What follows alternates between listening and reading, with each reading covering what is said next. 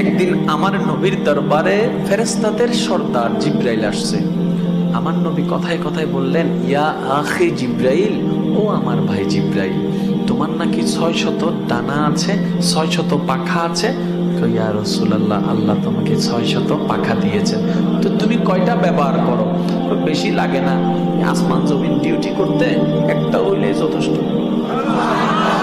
মানে একটা দিয়ে সাফর মারলে হয়ে আছে, বাকি 599 ব্যবহার করা লাগে।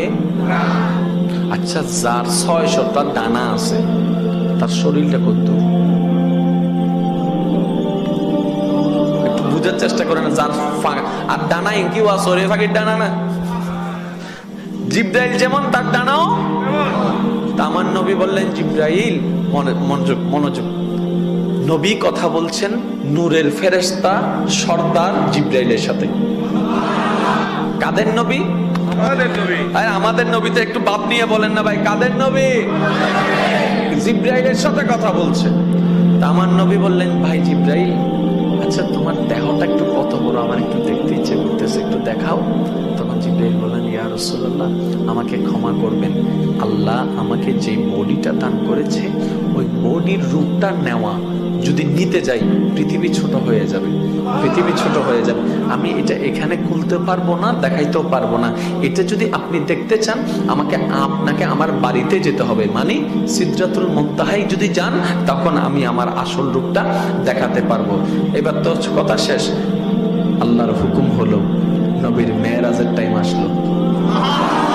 ওরা আশেকরা আশেকের মতো করে বলেন না সুবহানাল্লাহ। আল্লাহর হুকুম হলো, মেরাজের সময় আসলো, জিব্রাইল খাদেম হিসাবে আসলো, বোরাক গাড়ি হয়ে আসলো, নবীর ঊর্ধ্বগমন শুরু হয়ে গেল। যাইতে যাইতে সিদরাতুল মুনতাহার ঘটনা আপনারা সবাই জানেন।